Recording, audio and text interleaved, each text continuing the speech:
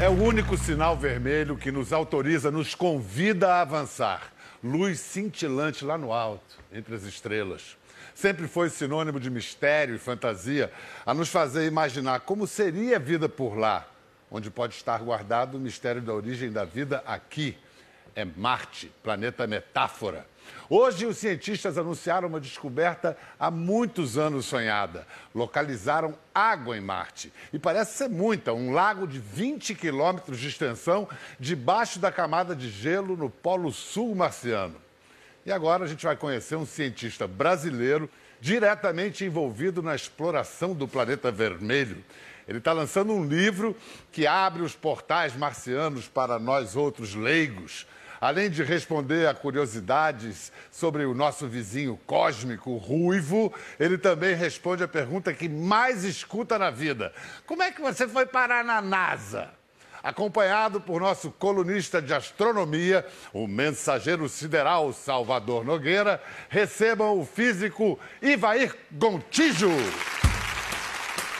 Alô, alô, Brasil. Aqui quem fala é da Terra.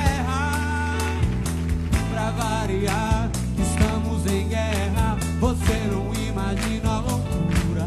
O ser humano tá na maior fissura, porque tá cada vez mais down. Não precisa me responder começando por Pangeia. Pode ser uma coisa mais breve. Como é que você foi parar na NASA? Olha, é uma história tão comprida, essa história de ir parar na NASA, porque para parar em algum lugar você tem que começar em algum outro, né? Então, eu escrevi esse livro, A Caminho de Marte, que conta... Este livro, vamos fazer o serviço aqui, A Caminho de Marte. Esse livro, A Caminho de Marte, eu descrevo toda essa história desde o interior de Minas, da cidadezinha de Moema, de 4 mil habitantes, agora tem 7, agora é uma cidade grande. E passando pelo norte de Minas, onde eu administrei uma fazenda, indo para a Escócia, passando 10 anos na Escócia, depois trabalhando na Califórnia em empresas de fibra ótica, projetando lente para cirurgia de catarata, para implantar no olho humano, e depois acabei indo trabalhar na NASA. Mas pelo caminho que você descreveu, naturalmente você ia parar na NASA, não é não, Salvador? Óbvio. É praticamente uma linha reta. É, assim, uma consequência, né? Causa e efeito, causa e efeito. É isso. A contracapa do A Caminho de Marte é escrita pelo grande popularizador da ciência e cientista também, o físico Marcelo Gleiser. E ele diz: é a prova de que com esforço e determinação é possível realizar nossos sonhos de criança. Se você pôs na capa é porque era um sonho de criança seu. Como é que era esse céu da sua infância e o que ele provocava na sua imaginação? Eu presumo que se era interior de Minas Gerais, era um céu estrelado, né? Era, com certeza. Bom, primeiro na cidade de onde eu vim, eu conto a história aí no livro, a primeira vez que eu assisti TV. A primeira vez que eu assisti televisão, naquela máquina do outro mundo que abolia distâncias, e eu assisti, a primeira coisa que eu vi foi os americanos chegando à Lua. A primeira coisa? A primeira vez que eu assisti Não TV. acredito. Vemos as primeiras imagens. Atenção para os movimentos. Vemos ali o pé de um astronauta, não é? Ali no centro da tela de televisão. Pisando o último degrau da escada. Vagarosamente, lentamente. É Neil Armstrong. A câmera de televisão está funcionando perfeitamente. Atenção. Aí está um dos pés de Neil Armstrong descendo a escada. É o pé de Neil. Pé O esquerdo. pé de Neil apareceu. Quer dizer que então você se lembra como um motivo de maior inspiração essa transmissão do que o céu, simplesmente olhar o céu? São duas coisas. Primeiro essa e depois o fato de que eu administrava uma fazenda de criação de gado aos 18 anos. A cidade mais próxima ficava a 100 quilômetros, Pirapora, no norte de Minas, e na fazenda não tinha energia elétrica. Então o céu, as noites eram muito escuras e o céu era espetacular. E isso assim despertou ainda mais a vontade de estudar e entender aquelas luzes do céu. Quer dizer, com 18 anos você tinha concluído já o ensino médio na época? Tinha, isso. Eu fiz... Mas nem pensava em fazer um curso superior? Eu sou técnico agrícola. Era técnico agrícola? Isso. E depois é que eu fui para Belo Horizonte, eu fiz física na UFMG, eu fiz um mestrado em ótica e eu fiz o doutorado em engenharia elétrica na Universidade de Glasgow. Como a sua família reagiu quando você largou a estabilidade de um emprego na fazenda, de administração, para ir fazer um curso de física em Belo Horizonte? Minha mãe falou, vai, meu filho, vai. Sério? Sério. Ah, que legal. Minha mãe sempre incentivou a gente muito a estudar, e isso é uma coisa que ela sempre fez. Ela sempre nos disse, olha, se vocês não cuidarem do futuro de vocês, ninguém vai os ajudar, de forma alguma. Tomem conta do futuro de vocês. Vocês mesmos é que têm que criar o futuro. E você, como um filho obediente, está aí fazendo isso. Ela era muito insistente. Eu vou mostrar duas fotos, uma do Ivair na fazenda e uma depois, para mostrar até agora, eu vou dizer isso, se eu estiver errado, você me corrija. A maior realização do Ivair como cientista. Primeiro é na fazenda. Essa não é a maior realização do Ivair como cientista, tá? Ah, mas eu adorava esse historinha. Isso aí era um bichinho de estimação. Agora corta para a Curiosity. Gente, isso aí não é marciano não, viu? O de trás é a cópia do Curiosity, que ficou lá no nosso laboratório, e o da frente sou eu. Mas é a réplica, né? Réplica perfeita. Esse é o jipinho que mora lá em Marte agora. Incrível. E que o Ivair foi um dos artífices, um dos grandes construtores fundamentais para que isso chegasse lá e para que isso funcionasse lá. Que partes ficaram com você para fazer do Curiosity? Eu liderei o grupo que construiu os transmissores e receptores do radar que controlou a descida em Marte.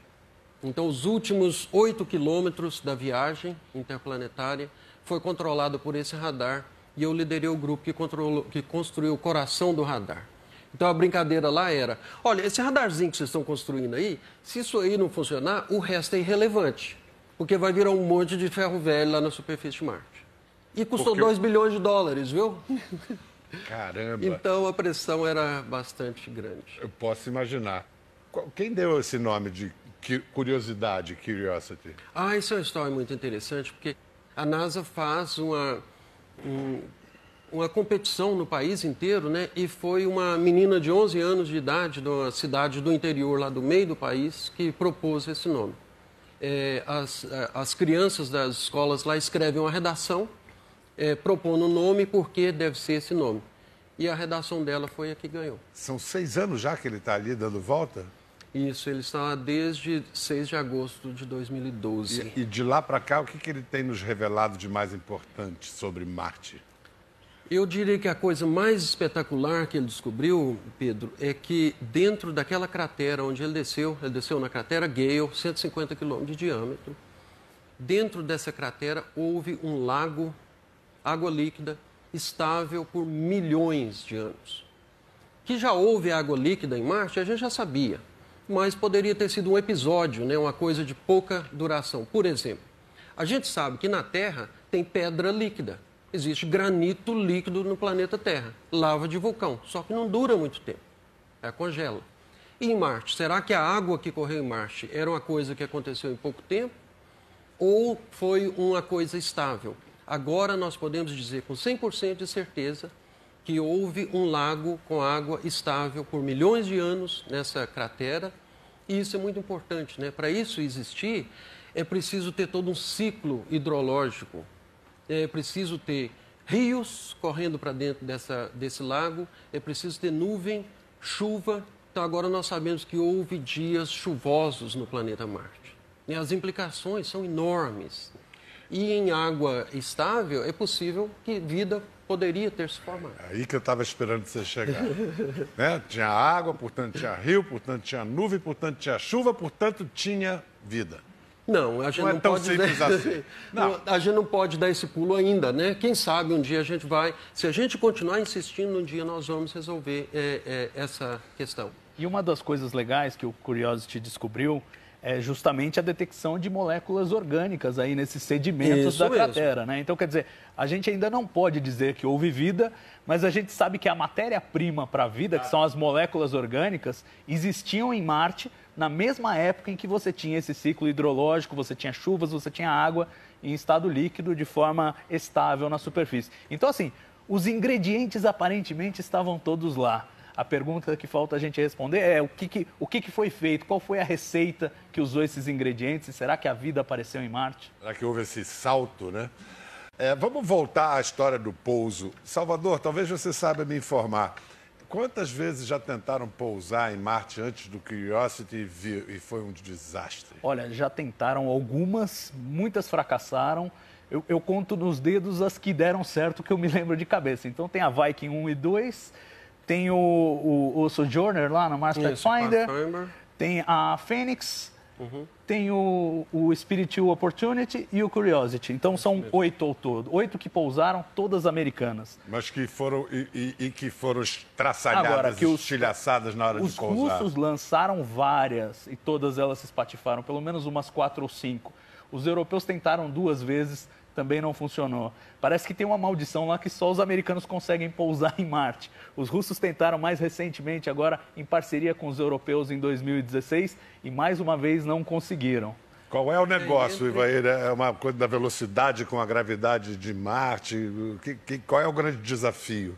O grande desafio é que Marte tem atmosfera. Né? Tem atmosfera. Tem atmosfera, mas é o pior dos casos possíveis, que a atmosfera é muito rarefeita. Então, a atmosfera é tão fininha que é igual à nossa atmosfera a 30 km de altura. Então, ela tem que ser levada em conta, senão não funciona, mas ela não é densa o suficiente como a nossa, que para a queda funciona bem. Tudo é muito mais complexo lá.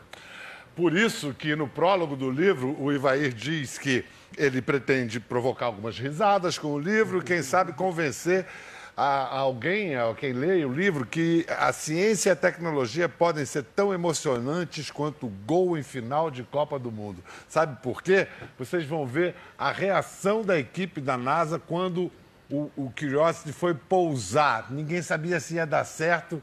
Bom, não vou contar, vamos ver. It is reporting that we are seeing Gs on the order of 11 to 12 Earth Gs. Viram uma bola de Commercial 2 is starting. We are now getting telemetry from Odyssey.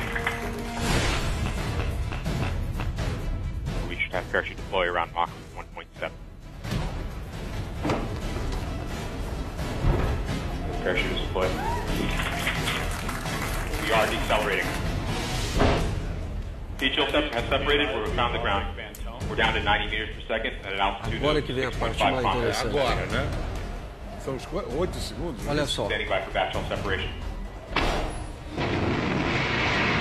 O nosso radar nesse ponto já está We are in funcionando. hard flight. O radar está funcionando. Já está funcionando nesse ponto. Eles já aplaudem que isso deu certo, mas ainda não... Cada um desses passos, Altitude of 1 kilometer descending. quando eu agora? vi... Standing by for Skytrain. Então agora nós vamos pendurar o veículo com cordas, porque nós não queremos aqueles jatos batendo na superfície do planeta, porque levanta muito material. Quando eu ouvi o meu colega dizendo que nós achamos o solo com o radar, Ó, pousou. E aí? agora o nosso radar vai acabar daquele jeito lá, cai 600 metros de distância. Ó o gol, ó o gol. Estados Unidos campeão da Copa do Mundo. E você nessa hora, Ivair? Eu sou um mineirinho desconfiado, eu ainda não tinha acreditado que tinha dado certo. Eu queria ver uma foto primeiro. Você acha que eu vou acreditar só porque o povo estava As aqui lá? pessoas chorando, emocionadas, se abraçando e você lá, mineirinho. Lá sentadinho lá esperando, eu quero ver uma foto, eu quero ver uma foto. Será que vai chegar a foto? Ó, tá todo mundo comemorando e o Ivair desconfiado. Vamos ver o que você estava esperando, Ivair.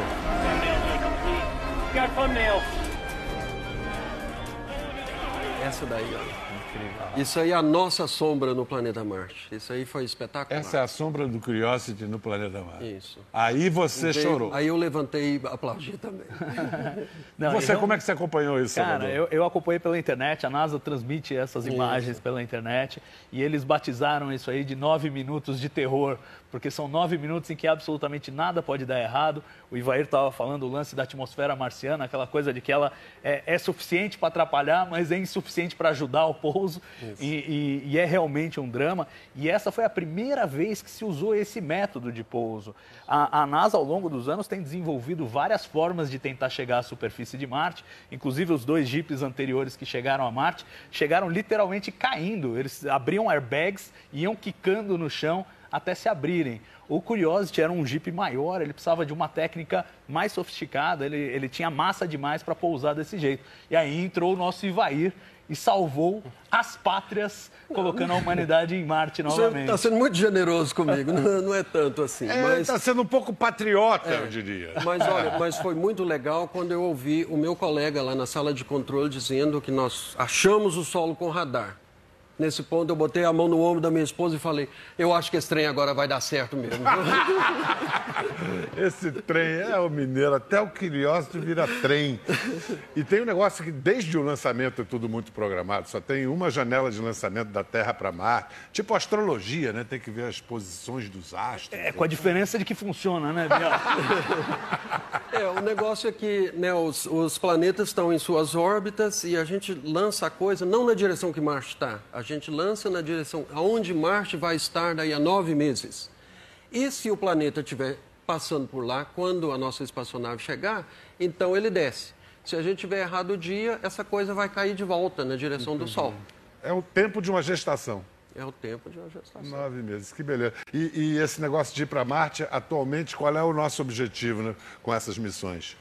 Olha, nossa, eu já estou fazendo a primeira pessoa do programa. O nosso objetivo. Mas é nosso mesmo. É da espécie humana. Exato. Eu escrevo assim, às vezes as pessoas, nosso como? Nosso, sim, senhor, porque todos nós estamos interessados nas respostas que essas máquinas vão trazer. Então, é nosso, é o nosso conhecimento. Que respostas que elas vão trazer, Ivair? Olha, a próxima missão que a gente está trabalhando, a Mars 2020, é um veículo parecido com o Curiosity, com um conjunto diferente de instrumentos. Eu represento um dos instrumentos, eu sou o engenheiro responsável por todas as interfaces entre o instrumento e o veículo. Esse instrumento e os outros, que vão os outros 6, a ideia é usar esses instrumentos para escolher os melhores materiais do planeta Marte que tenha algum material orgânico dentro. Então, nós vamos coletar amostras que tenham material orgânico dentro, colocar isso dentro de tubinhos selados, tubinhos metálicos, e nós vamos deixar isso na superfície de Marte. Uma missão futura depois vai para Marte com um pequeno foguete, com combustível, coletar essas amostras, botar no foguete e trazer isso de volta para cá. Estamos falando de uma missão futura ainda não tripulada. Ainda não tripulada. A ideia é trazer essas amostras para a Terra, porque aqui a gente tem muito mais tecnologia, né? Todas essas técnicas de biologia molecular, de sequenciamento de DNA. Para analisar aquilo tudo. Isso, para analisar isso aqui e tentar responder essa pergunta. Quanto tempo você acha que o pessoal está analisando esse material aqui? A nossa missão vai ser lançada em 2020. A segunda missão para trazer essas amostras de Marte ainda não tem uma data definida, possivelmente 2026, por aí. E cá, vocês diriam que os filmes de ficção científica que influenciam os cientistas ou as descobertas científicas que inspiram os filmes? Vamos ver um exemplo de um filme recente com aquele gato do Matt Damon.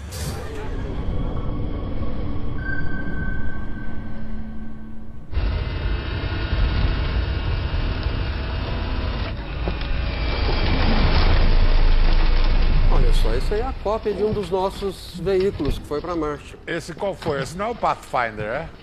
É a Pathfinder. Esse é o Pathfinder? Eu achei que o Pathfinder era menorzinho. Não, é que ele tem o Jeepinho, o Sojourner, que é menorzinho, que desceu dele e foi para a superfície. E eles mostram, ele pega o Sojourner aí também no filme. Incoming. Are you receiving me? Yes. No.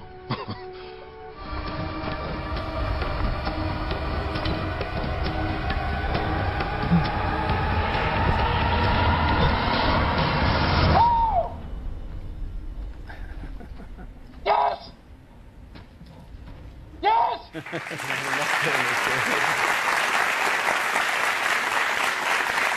Então, quem influenciou quem? O roteirista deu uma boa ideia ou esse tipo de comunicação já existe? Bom, a gente não faz esse tipo de comunicação, mas a gente faz comunicação todo dia, né, com os veículos em Marte. Todo dia a gente manda comandos para o veículo, ele executa, tira foto, faz experimentos e à tarde, quando o satélite vai passar, o veículo aponta a anteninha dele na direção de um satélite que vai passar no céu marciano, transmite os dados para o satélite manda os dados de volta para a Terra.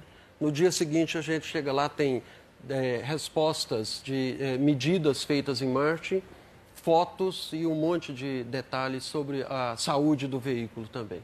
É espetacular. Agora, nesse filme aí, o Matt Damon, ele planta batatas, no melhor sentido. Ele faz uma estufa e planta batatas. Isso seria viável? Olha, tem alguns estudos que sugerem que sim, inclusive o pessoal usando terrenos áridos e usando várias amostras de batata, mostrando que talvez isso fosse possível. Esse filme como um todo e o livro em que ele é baseado, eles são bem rigorosos do ponto de vista científico. A paisagem é muito fiel, né? A paisagem é muito fiel, os equipamentos que eles usam são fiéis, então você vê ele pegando o Pathfinder ali, que é uma sonda que está em Marte mesmo, e hackeando ali para poder usar a sonda velha. Vamos comparar as sondas aí. Ah, isso mesmo. Pois é. Aquela Spirit e Opportunity no canto esquerdo da tela. Isso, o pequenininho lá é o Pathfinder lá, que é o veículo, ele é mais ou menos uns 50 centímetros. É um skate. Meio metro. Meio metro de tamanho. Já o Spirit e Opportunity são do tamanho de uma mesa com aqueles painéis solares. Aquelas coisas que parecem asas ali são os painéis solares. E o seu já é um Jeep mesmo? O nosso é um monstrinho, né, de 900 quilos na Terra. Isso aí tem o tamanho de um carro compacto e pesa 900 quilos. Na Terra? Na Terra. E em Marte pesa quanto? 38% do peso, ou seja, 300 e poucos quilos. Ou seja, uma pessoa que na Terra pesa 100 quilos, em Marte vai pesar só 38. E você não sabe por que eu quero ir para Marte? Agora tá tudo explicado, porque o Salvador quer ir para Marte, tá certo. Aliás, por falar nisso, quando é que vai chegar uma nave tripulada? Eu não me arrisco. Olha. A pergunta de não sei quantos bilhões de dólares. Eu chutaria assim, entre 10 e 30 anos. É O pouco? intervalo. É pouco, mas assim, não é tão pouco quanto a gente gostaria. Né? Aliás, eu tô para ganhar... Você principalmente. Não, mas aí é questão de realismo, né, Biel? Eu tô para ganhar uma aposta em 2020 com um amigo meu que eu fiz lá em 2003. Sei. Que ele falou, não, até 2020 a gente vai ter humanos em Marte. Eu falei, não dá tempo, porque ninguém está planejando nisso ainda. Até você planejar, executar e acontecer, não dá tempo. Eu vou ganhar, mais um pouquinho eu vou ganhar. Você já conhecia o Elon Musk? Já tinha falado com ele? Pois é, o Elon Musk quase me fez perder essa aposta, mas não deu tempo e não vai dar tempo. Agora, de certa forma, é por isso que existe essa incerteza tão grande. Porque o Elon Musk, o processo da SpaceX pode acabar acelerando uma coisa que a NASA está imaginando, assim, final da década de 2030, de repente entra um Elon Musk aí e faz as coisas andarem mais depressa. Nesse sentido, a iniciativa privada é bem-vinda. Com certeza é. Vou perguntar a ele, não querer dar estatal lá, ele não vai querer falar. O que você tem? Nós desejamos muito sucesso para eles, com certeza. Eu já ouvi essa resposta. É a resposta padrão que a NASA indica. Não, mas é claro, é muito bem-vindo, sim. Eu acho que seria uma coisa espetacular se fizerem. O que seria mais difícil, chegar lá ou ir embora? Olha, tudo é difícil, né? Eu acho que essa é a boa resposta. Tudo é muito difícil. Não, porque o Elon, quando abriu vagas para quem quisesse ir para Marte, avisou que era para ir.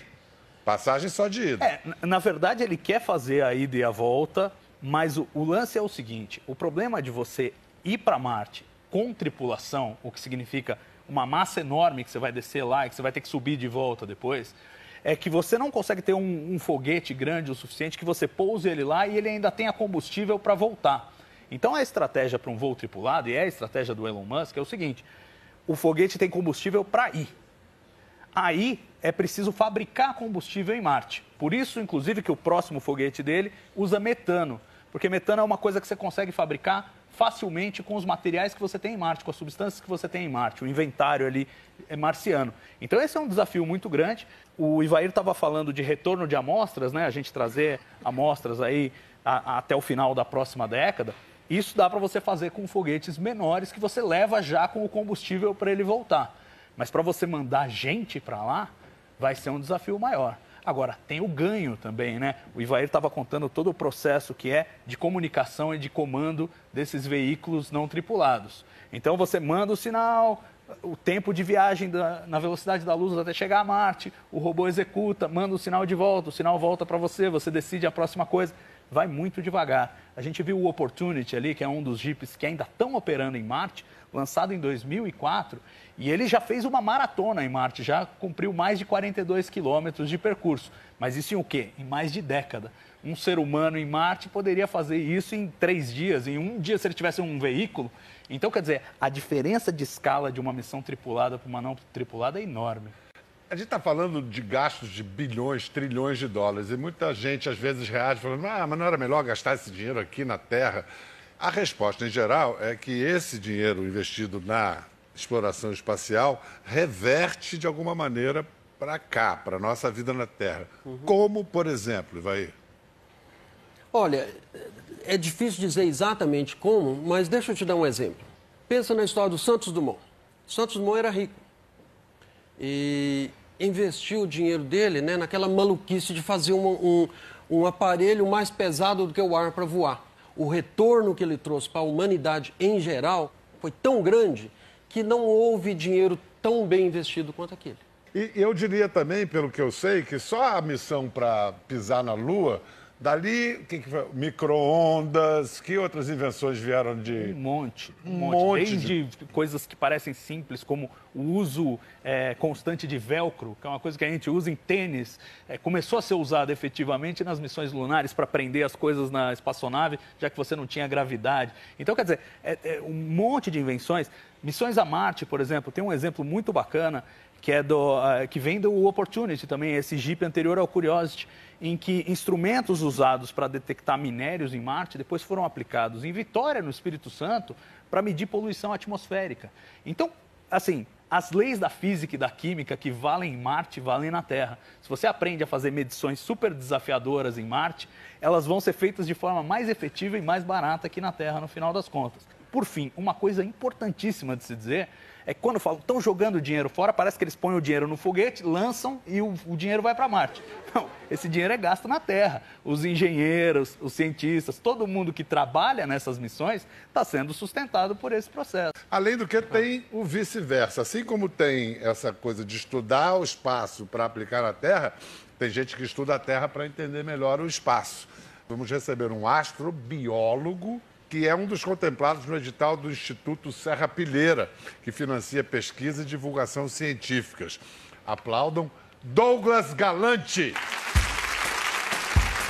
Alô, alô, Marciano, aqui quem fala é da Terra. Pra variar, estamos em guerra, você não imagina a loucura.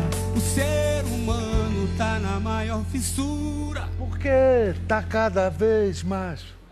Douglas, em linguagem de TV aberta, o que é astrobiologia? Bom, a astrobiologia ela não é uma disciplina nova que foi inventada recentemente. Ela já é um campo de pesquisa que tem alguns anos. Esse nome ele foi popularizado na NASA. A NASA criou o Instituto de Astrobiologia dela em 1996.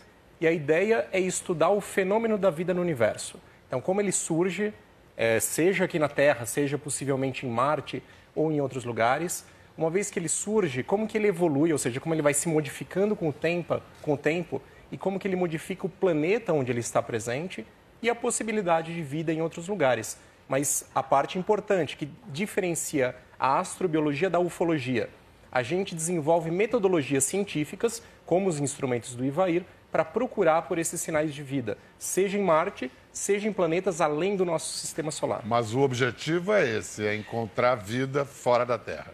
Além disso, é entender como a vida funciona, como ela surgiu aqui na Terra, como ela funciona e como ela funcionaria em outros lugares também. Como é que você se inspirou para estudar o espaço, hein? Bom, começou quando eu era criança, eu era um fã de séries de ficção, sou um tracker de natureza e li os livros de Júlio Verne. Meus pais sempre me incentivaram muito a ler, então eu devorava os livros de Júlio Verne. Li Da Terra à Lua, ou Viagem ao Centro da Terra. O Tintim você leu também? Também Viagem lia, à Lua? Também lia Tintim, vi o desenho. E isso fez com que eu me apaixonasse pelo espaço e desde pequeno eu tinha certeza que eu queria ser astronauta. E onde foi essa foto aqui? Essa foto foi quando eu tinha acho que 12 anos, mais ou menos 11 ou 12 anos, e eu fui para o Space Camp.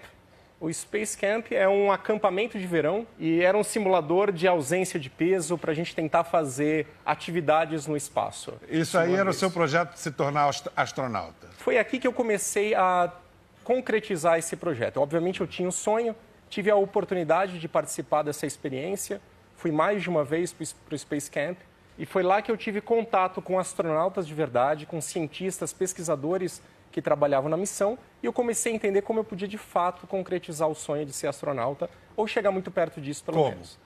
Uma das coisas que eu aprendi, ou eu poderia ser um engenheiro e trabalhar nas missões espaciais, ou eu poderia ser um cientista e trabalhar também nas missões, mas desenvolvendo os experimentos científicos no espaço, em Marte ou em outros lugares. E pelo meu interesse em ciência, em física, em matemática, eu decidi seguir pelo caminho da ciência. E não só tornou-se um cientista, como foi agraciado com esse edital do Instituto Serra-Pilheira, coisa para poucos, para quem tem boas ideias. Porque uma das perguntas que o Instituto Serra-Pilheira faz para escolher quem é que vai ganhar as bolsas, o financiamento, um dos requisitos é gente que esteja fazendo grandes perguntas em seus campos. Qual foi a sua grande pergunta? Existe vida em Marte? Como a gente pode detectá-la? Então, essa foi a grande pergunta, usando diferentes metodologias para isso, claro. Você vai responder? Olha, o meu trabalho é um pouco complementar ao que o Ivair vem fazendo. O meu trabalho é estudar a vida no nosso próprio planeta, entender as bases, como que ela funciona, como que a gente pode detectar esses sinais de vida usando exemplos do nosso registro fóssil, por exemplo, para daí desenvolver os equipamentos, os instrumentos que viajam nas missões e também para fazer a interpretação dos dados que são coletados. Então, eu imagino que na próxima década, ou 10 ou 20 anos, a gente vai conseguir responder essa pergunta. Por enquanto, você está fazendo expedições aqui na Terra mesmo. Essa daí é onde é? Essa é na ilha Deception, na Antártica. Você foi até lá com que fim? A Antártica é um ambiente criogênico, ou seja, um ambiente gelado, que é muito parecido com Marte, por causa da alta incidência de radiação e baixa temperatura, mas também tem ambientes muito diferentes, como essa ilha, que é uma ilha vulcânica.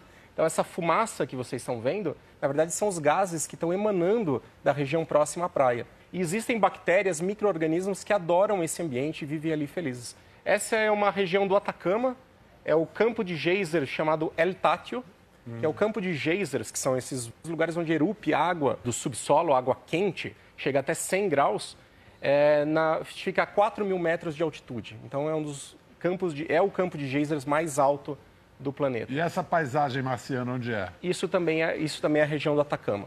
Então, o Atacama é um lugar fascinante que a gente já vem estudando, por ser um deserto extremamente seco, árido, alta incidência de radiação e com grandes quantidades de sal, que é uma coisa que as missões marcianas também encontraram. Estão encontrando. Estão encontrando. Aqui, água? Aqui aqui é vindo para o Brasil, porque a gente tem estudado alguns ambientes extremos também do Brasil. Esse é um ambiente na região de Diamantina, em Minas Gerais. Então, é a região ferrífera de Minas Gerais. Isso também é lá? Também é lá. Ferro, e tem diferentes ambientes. Então, tem os lugares expostos ao sol, diretamente como aquela chapada. E também tem cavernas, são chamadas cavernas de karst, ricas em minério de ferro. E a gente está coletando os micro-organismos que vivem nessas condições. Talvez muito parecidas com as cavernas marcianas que a gente vai explorar no futuro. Isso é Minas também? Isso também é Minas. Vocês podem ver o riozinho com essa camada vermelha no fundo. Isso é uma mistura do ferro com os micro-organismos que vivem ali. É chamado biofilme. Uma cor bonita, né? Fica uma cor linda. A gente falou há pouco, Douglas, das iniciativas do setor privado, do Elon Musk, do Jeff Bezos com o Blue Origin, e que, de certa maneira, botaram o assunto em pauta de novo, né? Foi muito inspirador ver um automóvel no espaço, mas teve algo mais inspirador. Não, primeiro eu queria citar uma frase que você escreve no seu livro, que é muito bonita. Um foguete decolando é uma das visões mais otimistas do futuro da humanidade. Sim. Mas no episódio do foguete do Elon Musk, o mais incrível foi o foguete pousando de volta. Vamos ver.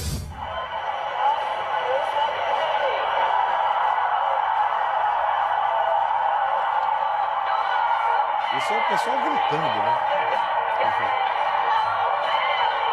E essa imagem é incrível, né? É incrível porque a gente se relaciona com ela, né? A gente se identifica. É um homem num carro. Um homem num carro.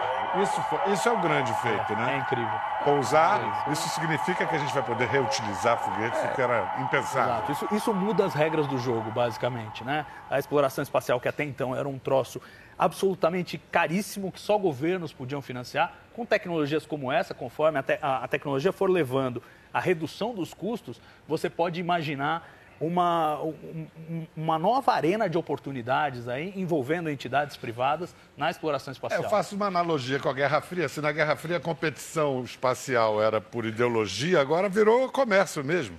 A China não está com projetos de mandar foguetes para garimpo, uma coisa parecida?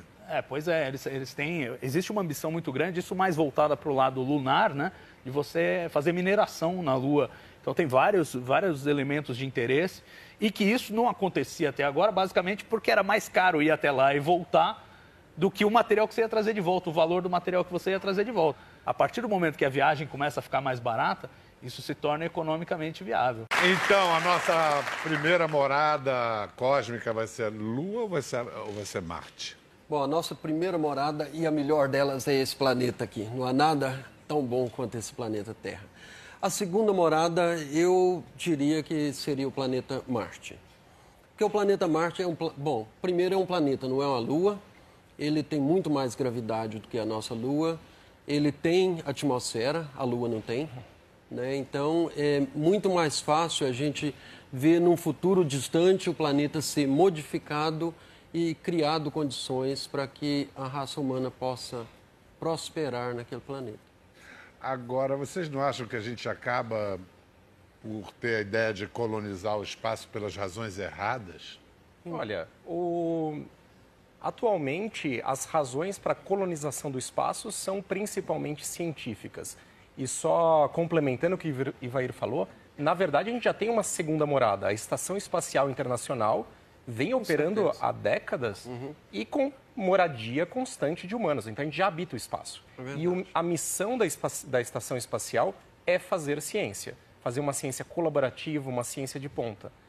As missões para Marte estão sendo desenhadas para fazer ciência, por enquanto. E existe um rigoroso acordo para que isso seja feito e mantenha o local tão intocado para a gente poder fazer uma ciência de qualidade e tentar responder essas questões. Pelo menos ciência nesse tipo de exploração do sistema solar, ela é baseada para pesquisa científica. Claro, existem outros interesses quando você fala da parte militar, telecomunicações e outras questões. Eu estava forçando a barra um pouco na ficção científica, mas também um pouco catastrofista, mas nem tanto, que é o colapso ambiental que o planeta está vivendo já, e muito próximo. Então, muita gente acha que a gente vai ter que colonizar o espaço porque não vai sobrar planeta para se viver, ainda mais com a superpopulação que a gente tem. Uma coisa que eu acho importante nisso, o Ivair falou da gente modificar o ambiente marciano para que ele se tornasse habitável. Isso é o que se chama terraformação, ou geoengenharia. O interessante da gente pensar nesse problema para Marte é que a gente aprende como controlar um ambiente como um todo, um planeta como um todo.